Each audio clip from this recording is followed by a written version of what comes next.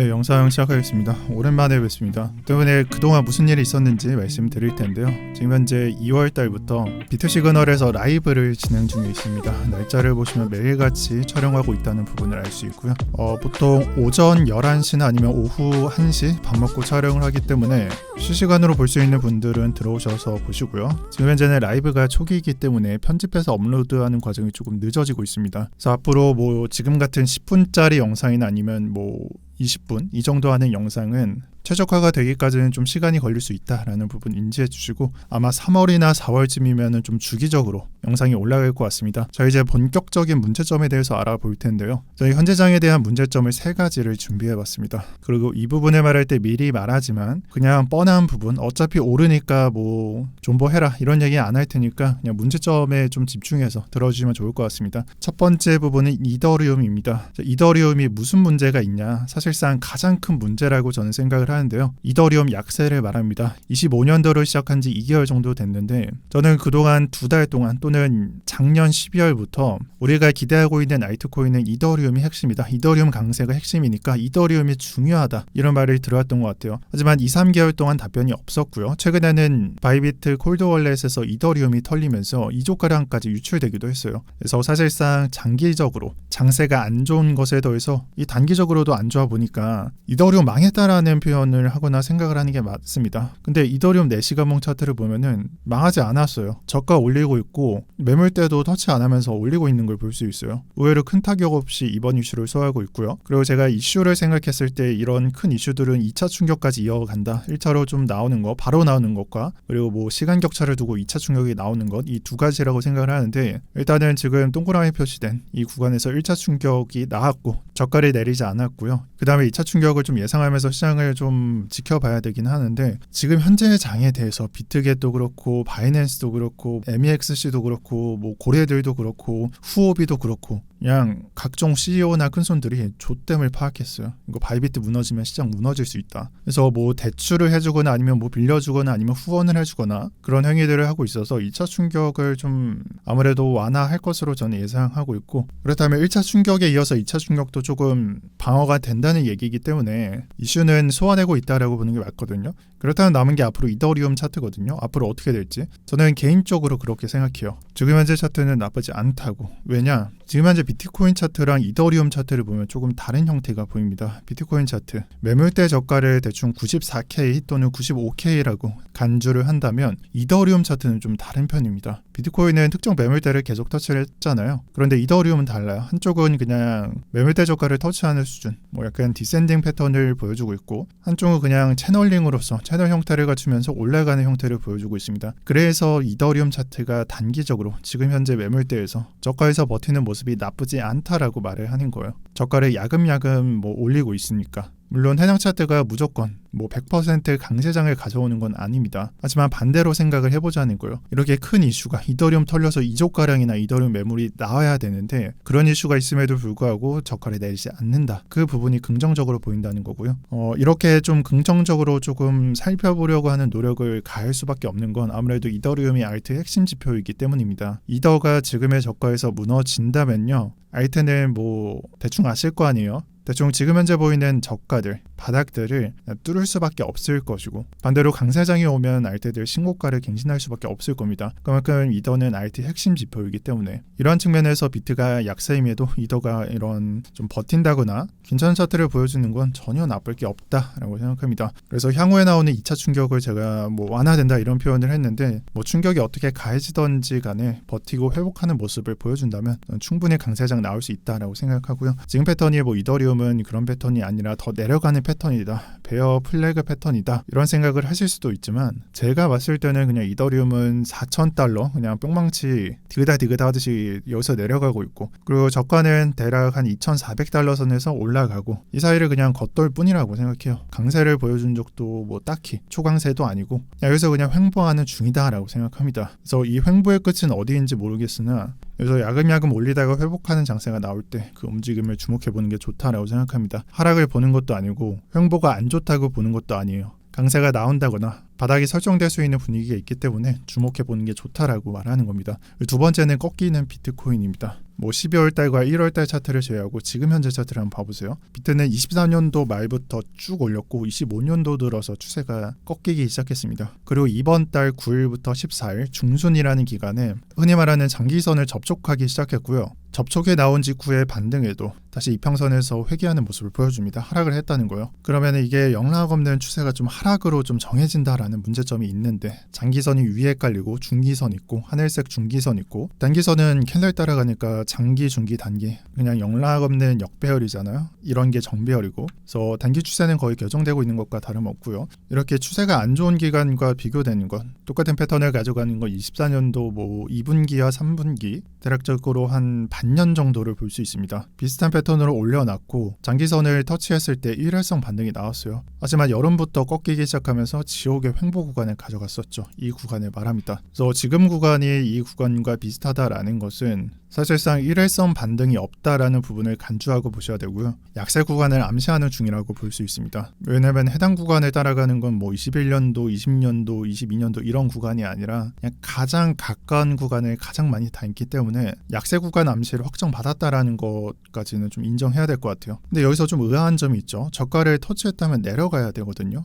그러니까 만약에 숏이라는 정답지가 있다면 이렇게 저가를 터치할 때 내려가야 돼요. 그냥 쭉 내려야 돼요. 숏 방향성이 나와야 됩니다. 근데 지금 한 2주나 한 달째 반응이 없다, 또는 뭐 2달째 반응이 없다라는 걸 좀 확인할 수 있고, 이 지금의 좀 알 수 없는 캔들에서 만약 이번 주도 이런 식으로 캔들을 찍힌다면 사실상 제가 봤을 때 뭐 이 저가를 갱신하는 것도 불가능한 게 아닌가라고 저는 생각을 합니다. 그래서 하락이 나온다면 이번 주에 나와야 된다라고도 생각할 수 있어요. 그 반대로 이번 주에 하락이 없다면 상승일 수도 있다라는 것이고요. 그럼 지금까지 말한 부분들이 대부분 가정이라는 건데, 확실하게 보이는 구간, 확정받은 구간을 말씀드릴게요. 애매하게 말할 필요가 없으니까. 비트가 지금처럼 횡보를 가져간다면, 지금처럼 사실 그냥 횡보 가져갈 거라고 답변을 주고 있지만, 만약에 그렇다면 이걸 알아야 돼요. 고가에서 횡보할 필요는 없거든요. 숏이라면은 고가에서 횡보할 필요가 없어요. 그러니까 그 말을 하고 있는 거예요. 지금 제가 24년도 4월 달부터 9월 달 동안 횡보할 동안 비트는 뭐 10년이라는 기간 동안 이렇게 횡보한 적이 없다. 고가에서 횡보한 적이 없다. 17, 18년도도 그렇고 21년도 뭐 4월달, 5월달도 그렇고 말도 그렇고 이런 횡보 구간을 가져간 적이 없다라고 말씀드렸잖아요.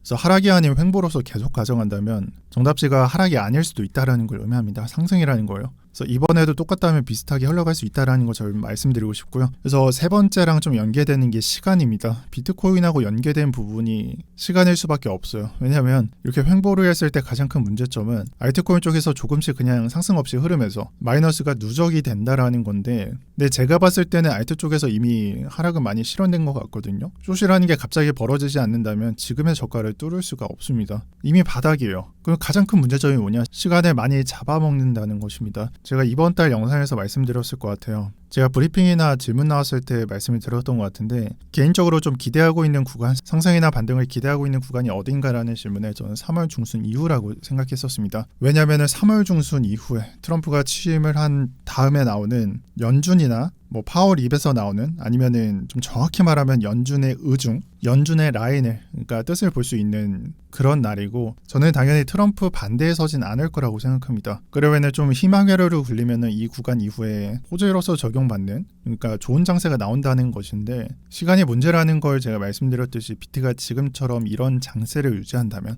뭐 요즘에 그렇잖아요. SP500 고가 갱신하고 DJI, 다우존스 올라가고 나스닥이 고가를 때리고 있고, 이런 상승을 해도 반응을 안 하고 호재가 나와도 오히려 뭐 하락을 하고, 이런 장세를 유지한다면 저라면은 굉장히 분석이 힘들어질 것 같아요. 왜냐하면 지금 현재도 비트코인이 장기선을 터치했을 때 반등을 안 주고 있고, 오히려 하락인지 아니면 반등인지 정답지를 안 주고 있고, 상승도 아니고 하락도 아닌 그 차트를 만들어주고 있기 때문에 기존에 나왔던 패턴들, 지금까지는 대부분 답이 나왔던 것과 정반대의 길을 걷고 있습니다. 그럼 만약에 한 달 뒤 3월 중순 이후에도 지금처럼 애매해진다면 사실상 저는 분석을 포기해야 될 수도 있어요. 왜냐면 제가 분석했던 것들은 과거 패턴을 가져와서 현재를 읽으려고 노력을 하고 미래를 좀 추측을 하는 건데, 과거 패턴하고 지금 패턴하고 일치하지 않아요. 그래서 시간이 문제고 방향성 해석이 굉장히 힘들어질 거라는 문제점이 있고요. 여기서 정말 최악은 무엇일까? 3월에 그렇게 흘러가고 5월달, 6월달까지 질질 끈다는 겁니다. 3월달 이후 4월달에 답이 없다면 5월달, 6월달까지 끈다는 거예요.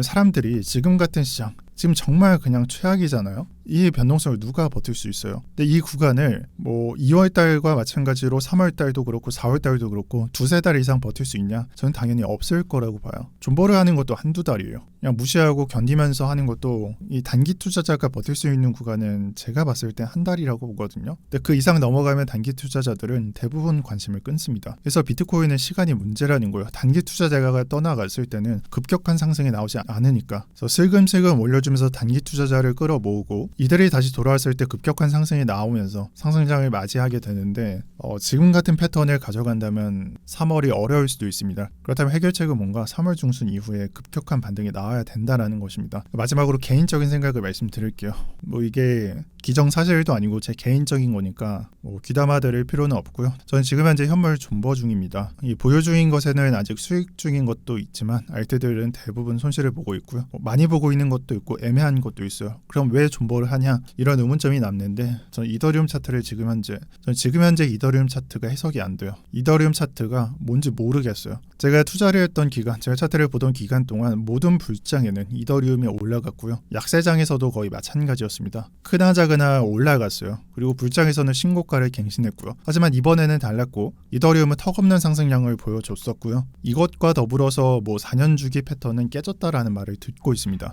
저는 질문을 드리고 싶어요. 과연 그런 걸까? 제가 여기에 대한 답변으로 뭐 논리적으로 좀 자료를 찾지 못했고 제 생각만 말씀드려서 정말 죄송스럽긴 한데 저는 둘 중에 하나라고 생각해요. 현재 시장은 유동성이 부족하다. 그러니까 전체적인 알트장이나 이더로 향할 수 있는 유동성이 부족해서 그냥 그나마 뭐 리플 같이 또는 솔라나 밑에 있는 그런 코인들, 그냥 덱스 코인들, 그런 국소적인 알트 불장이 왔다. 이게 첫 번째고, 아니면 두 번째로 뭐 말도 안 되기도 하는데 지금의 약세장 상승이기 때문에 벌어진 일이다라고 생각해요. 첫 번째로 유동성이 부족해서 지금 같은 시장이 나온다라는 얘기는 뭐 그냥 웃긴다라고 생각할 수 있어요. 말도 안 된다라고 생각할 수 있는데 이 생각을 해보는 게 좋아요. 비트코인은 언제나 우리의 예상을 벗어났습니다. 그래서 지금의 4년 주기 패턴을 깨는 것도 사실 받아들여야 할지도 몰라요. 언제나 우리 예상을 깼으니까. 그래서 지금 구간이 이런 구간일 수도 있다. 약세장 상승일 수도 있다라고 말씀드리는 거고, 이런 약세장 상승 구간이거나 아니면 유동성이 부족해서 나오는 상승이기 때문에 지금 같은 차트를 보여준다거나 이런 생각을 하고 있기 때문에 저는 다음 페이지가 열릴 거라고 보고 있습니다. 그래서 현물 보유 중이고 나중에 여러 개 된다면 계속 매수할 생각입니다. 왜 이런 식으로 매수를 하냐? 이런 식으로 매매를 하냐? 저는 물리기 전에 판 거 아니면 보유합니다. 극단적인 예로 12월달, 1월달에 매도한 게 아니면 그냥 들고 있어야 된다 생각해요. 그럼 보유를 하다가 언제 매수하냐? 그냥 계속 매수해요.